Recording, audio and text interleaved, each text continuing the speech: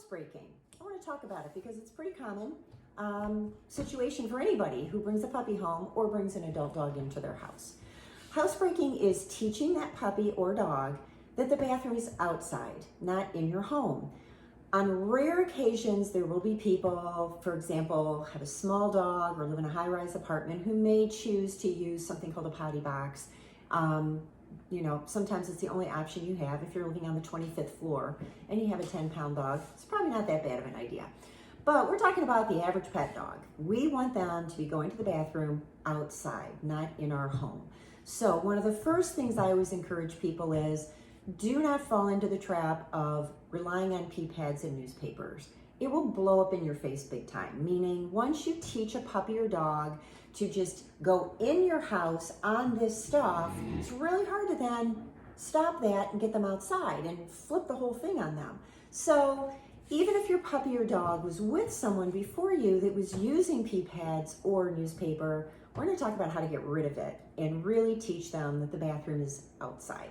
So first thing to consider, puppies and dogs do not come into our lives or into the world knowing that going to the bathroom in the house is a federal crime. They really don't.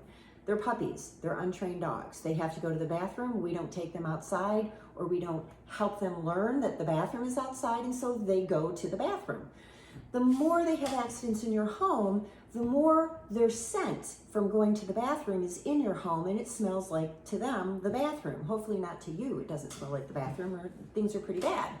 But the more they pee on the carpet, the more they pee on your hardwood floor, and that smell is absorbed, that keeps drawing them back to keep going. And so when a puppy or dog has a particular hiding spot, they're always peeing under this table or peeing behind that couch, one, it could mean that's just a place they've decided they like, but it's also part of the scent that has been left there, keeps pulling them back. So we want to just be really mindful that our puppy and dog isn't going to the bathroom in the house to spite us or to teach us a lesson because we left and didn't take them with us, or any number of things that people have told me. Oh, he did it because he was angry that I went to work. No, he probably had to go to the bathroom and nobody let him out. So we want to understand that housebreaking is a process. An 8 to 10 week old puppy isn't going to be housebroken. It doesn't really matter what a breeder or a rescue or even your veterinarian. No, I've met very few vets who will tell anybody that a 10-week-old puppy is housebroken. It is a process. There isn't just this one day where they're suddenly housebroken. It's a process of teaching them to be able to hold their bladder and their bowel, to communicate to the humans, hey, I gotta go. Then the humans go, okay, we gotta get you outside, and we're gonna decide where that spot's gonna be, getting them out there quickly, rewarding them for going to the bathroom on the lawn, not after they come back in the house, but literally where they're peeing or pooping. Good job, here's a treat. We have to really help them connect those two things together. Going on the grass is what I'm getting reinforced for, not running into the house and getting a treat.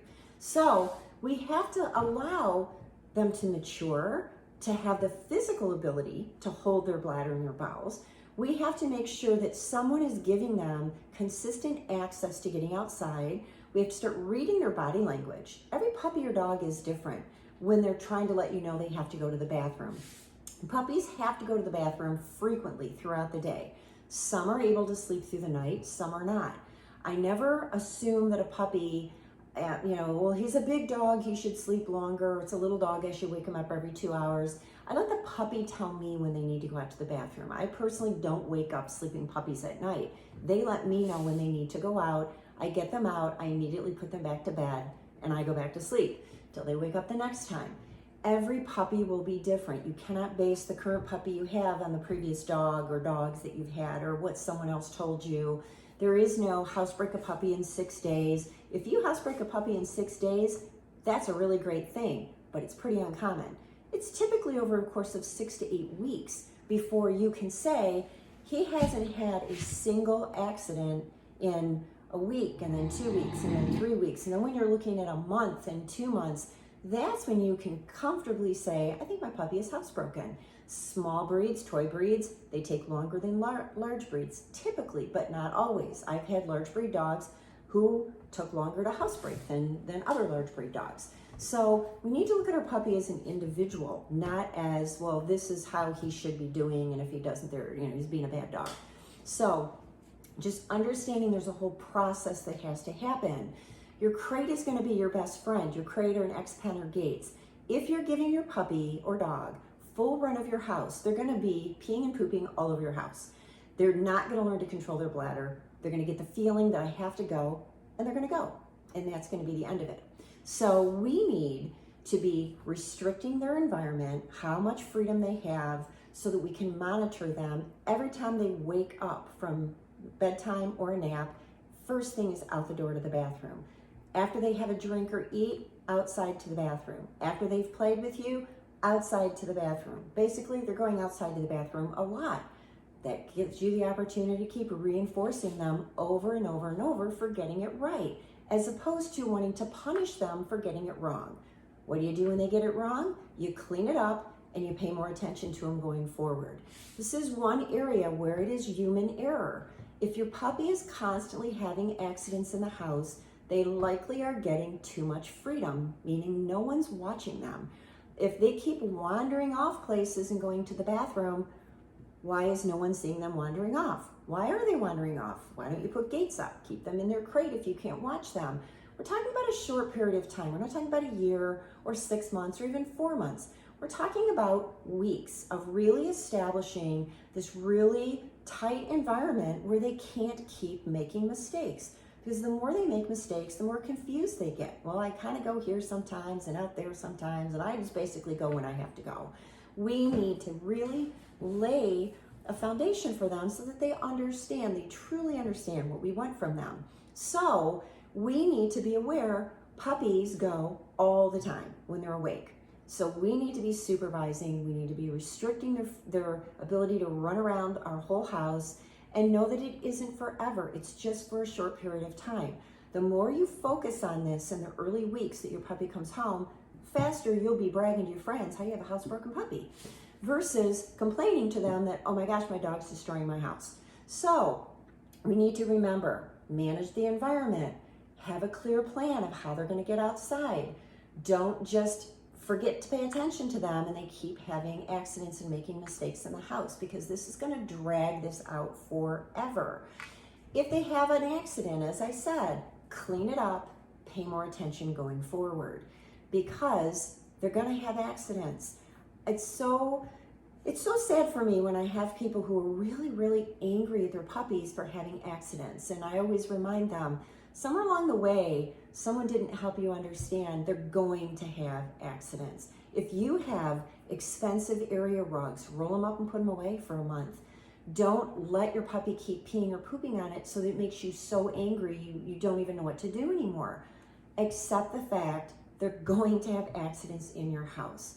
I learned this many, many years ago. I now just keep Clorox wipes and paper towels and sprays. They're just everywhere when I have puppies because they have accidents. I just get over it and I pay more attention going forward. So knowing that it's a natural part of the process and that there are things you can do. Roll up your area rugs, put things that, gate off areas that are carpeted that you cannot easily clean. We obviously don't want our puppies continually peeing on carpet because it gets down into the padding.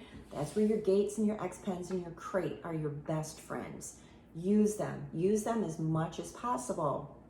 So when we're struggling with a puppy, so say your puppy was doing really good for a week or two and now they're just peeing everywhere, that requires an immediate call to your veterinarian. Why? They could have a UTI. Could be a lot of things, but I always rule out a UTI first. It's a simple rule out. Capture some urine, put it in a container, and take it to your vet. If your puppy or dog has a UTI, they can't control their bladder. It's extremely painful too. They really need to be treated. It could be in the summer, they're just drinking a lot more water than you thought they were, so they're urinating more. So maybe it isn't a medical problem, maybe it's just water consumption. Okay, we never want to restrict our puppy's water. During the daytime hours when they're awake, puppies should have access to water all day. But you do want to have that time of the day in the evening where you pick up the water and put it away. Because if they have a huge drink of water at 10 o'clock at night, you're going to be up all night. So you want to pick that water bowl up at, maybe 8 or 9 o'clock at night, earlier if your puppy's going to bed earlier.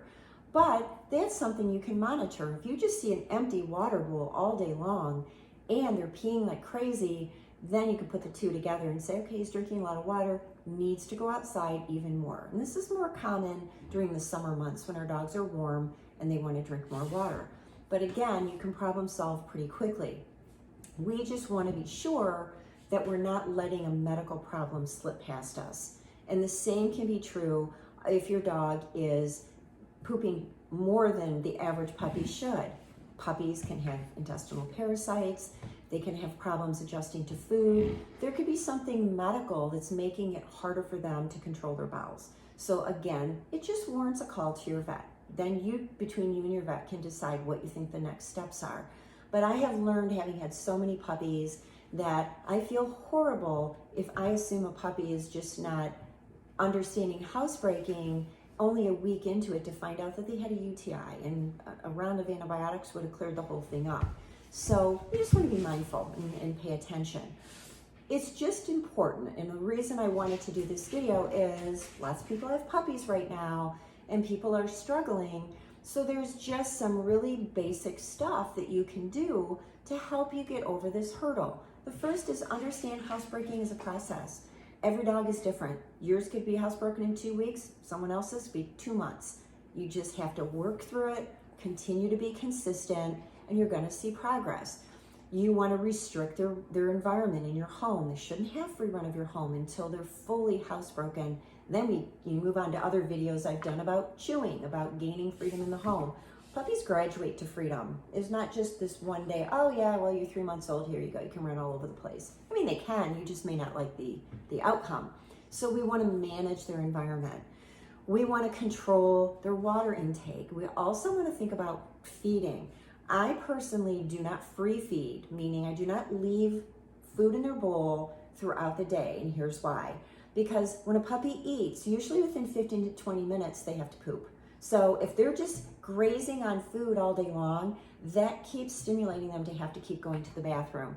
That's where a lot of accidents come in. If you control the time they're eating 3 times a day or 4 times a day, they eat, you monitor them, 10 minutes later, you take them out to the bathroom. But if they're just eating and eating and eating all day long, they're gonna just keep going to the bathroom all day long. So during the housebreaking process, unless it is medically necessary, meaning your veterinarian has said for whatever medical reason your puppy must eat, have access to food all day long, it's really not a good idea.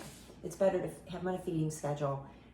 When they're older, you can do whatever you want, but we first want to get through the housebreaking. So if you're bringing a puppy home or you have a puppy, you're struggling with housebreaking, try to apply some of these tips to what you're doing. You may already be doing it. Maybe you just have to tweak something a little bit, but it's a process. If you're feeling frustrated, welcome to the club. I've had puppies who just literally made me think, I don't even know what I'm doing. I can't get this puppy to go outside. And then all of a sudden it started to turn the corner. And I've never had an adult dog who wasn't housebroken. So 31 dogs later, at some point you always figure it out, but it is frustrating. So get a good routine set, manage your environment, talk to your vet if necessary. And if you really are putting everything you've got into this, and this puppy or dog is not making progress, consult a professional for help.